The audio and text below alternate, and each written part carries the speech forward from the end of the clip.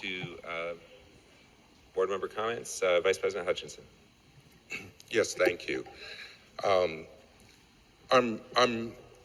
don't like Assembly Bill 1912.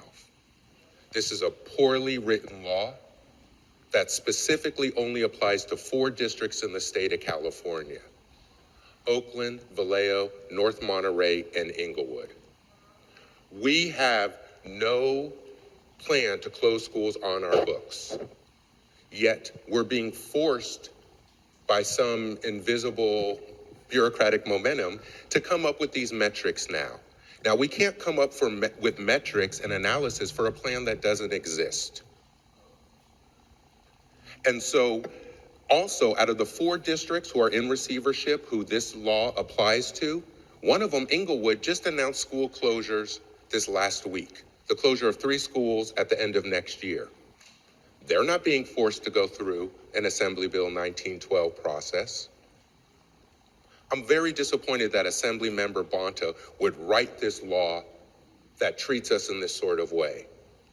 I'm incensed that Attorney General Bonta, the way he's treated us over the last 9 months trying to strong-arm us, and his press release after we told him we weren't going to let him strong-arm us anymore.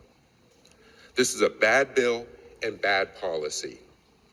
So the one thing that the board has approved is to possibly merge pairs of schools that share a campus.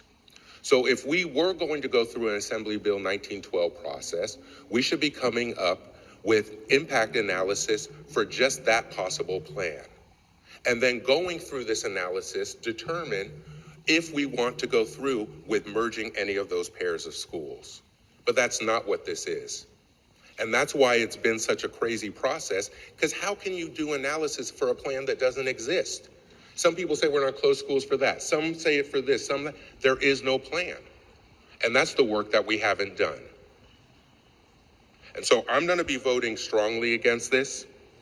I hope my colleagues on the board will join me.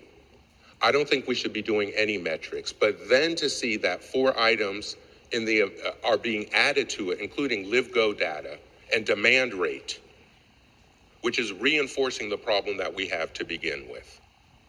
So I'm hopeful that as a school district, we're going to move beyond this, that we're not going to let forces from the state who should be supporting us because we elect them also, come and attack us in this sort of way.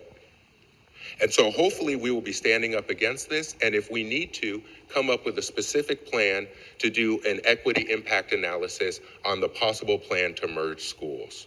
But again, there is no school closures plan that has been approved. There is nothing on the books, and it's going to be a big fight if this is how people think we're going to enter into this sort of process. We need a citywide envisioning process, not being strong-armed by our state representatives who are not representing us. Thank you.